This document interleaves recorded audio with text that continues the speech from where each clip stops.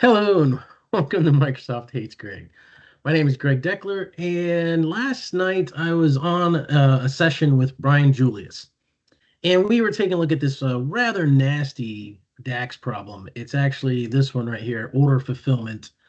And I'm not going to go into the details of it, but it turns out we're trying to use AI, ChatGPT, to go through Brian's process to have it write this measure for us. And this, I'm going to tell you, this measure took me a long, long time to create initially. It's been several years ago.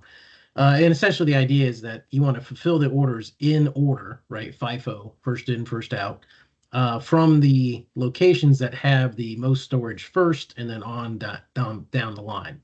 So, for example, to fulfill 24 right there, it uses L18, L33, and L44, right? And then it uses L1 on the next one and L45 because those also, have eight, right? So anyway, I'm not going to go into details on it, but it was a very interesting problem.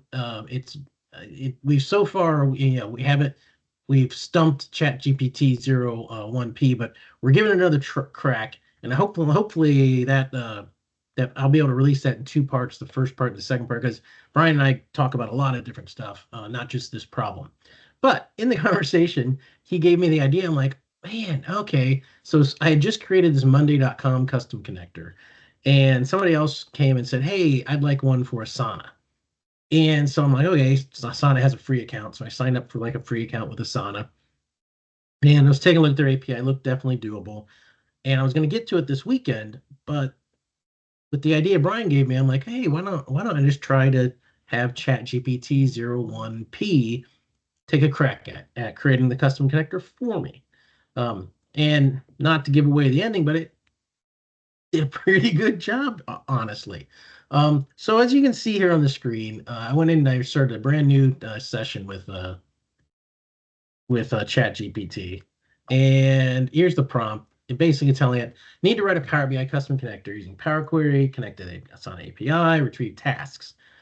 Asana API documentation. I gave it the location rights. I told it it uses OAuth authentication.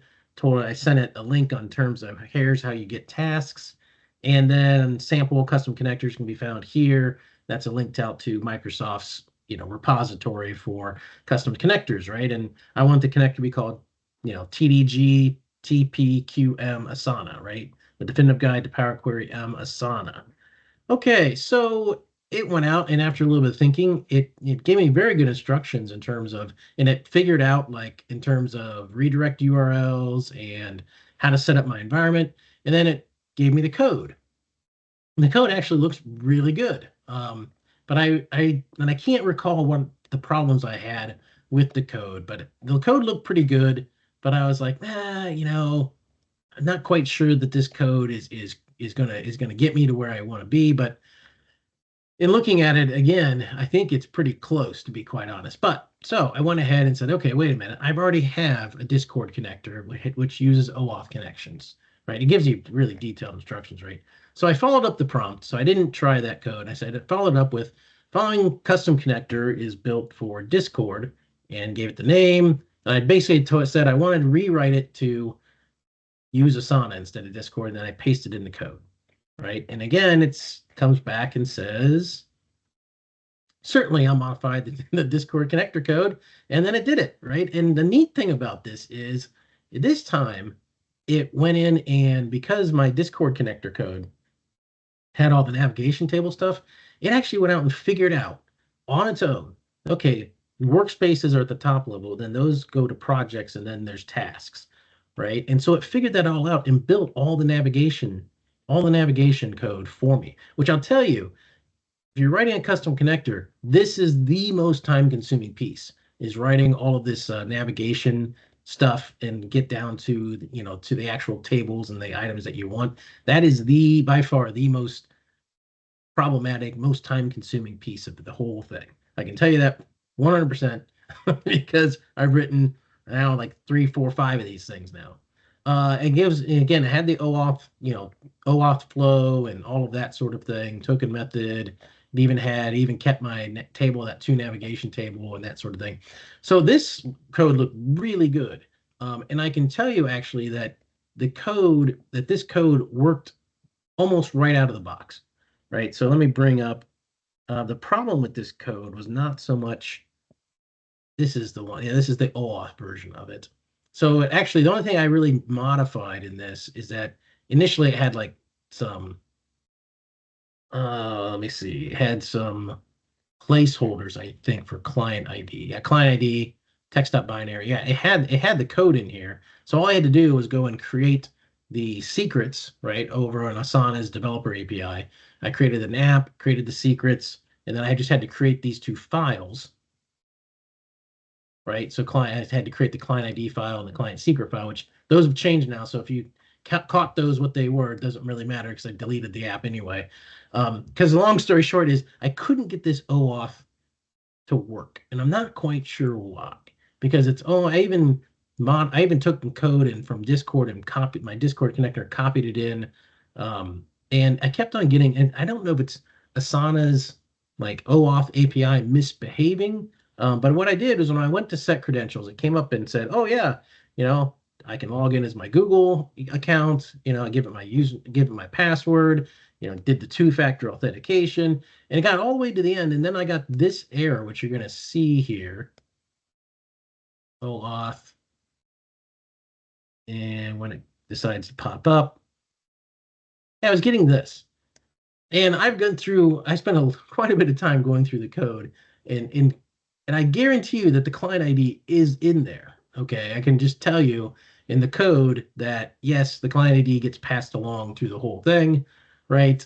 And it all seems to be correct. I don't know what Asana is really complaining about, right? Because here's the start login. You can see where I pass in the client ID. Here's the token method and the finish login, right? So I call the token method and it passes in the client ID again. So I don't know what it is exactly that Asana is really complaining about there. But so happens that Asana also supports key authentication.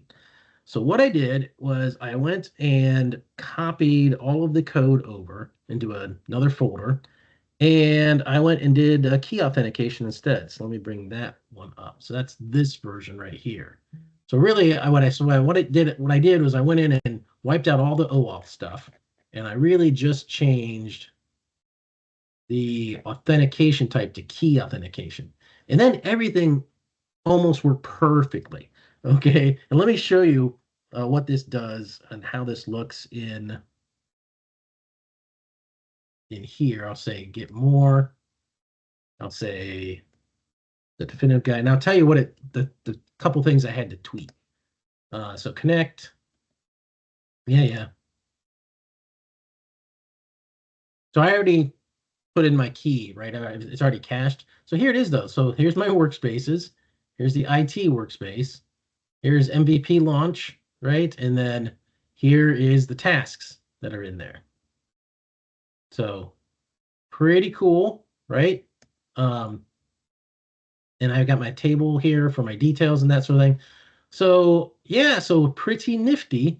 So what did I have to tweak, right? So what did I have to tweak? I had to tweak a couple things. One thing that it got wrong is that it was using ID instead of GID. So here, when it was trying to go through and get like the workspaces, it was using ID. It was passing along ID and name versus GID and name. So, I mean, pretty minor thing. I just had to fix it here, right? Everywhere that it appeared, I had to fix it so that it was GID instead of ID when it was calling. So what happened initially was the interface came up. I clicked on workspaces. And it's like, hey, I can't find ID. So it's pretty simple to solve that problem. The other thing is I didn't like in terms of how it's structured originally. The Originally this was the leaf node, the task navigation. So each task came up as like an individual table to import, and I didn't really like that. So what I did was I switched this to because originally this right here, get tasks and project, called tasks navigation. Okay. So what I did was instead, I said, okay, I will change this, the projects navigation, to be a leaf node right there that is leaf true. And then instead of calling task navigation, I called get tasks in project, right? Where in terms of get tasks and projects is right down here. And then I modified get tasks and projects. So originally it ended here. So what I did was I added this add column statement to then call get task details. So that is where that details table at the end, shows up, is because it's calling task details. And so now, that was really the only changes I had to make. So other than futzing around with OAuth, which I don't feel like was ChatGPT's fault. I think it's more a problem with Asana's OAuth API, something going haywire with it. Um, this was really a pretty straightforward and easy process um, to do with ChatGPT writing the connector for me. So I think it's has a lot of promise. You could really, I mean, I cranked this thing out really. If I discount all the messing around with OAuth and stuff like that, maybe an hour. Maybe I took an hour to basically, create this custom connector, which usually that kind of stuff would take me at least a day or half a day or better to do. So huge time savings. And so kudos to ChatGPT for writing custom connectors. I would highly recommend going this route if you need a custom connector for anything else. So that's all I have for this video. Hope you enjoyed it, and I'll see you next time.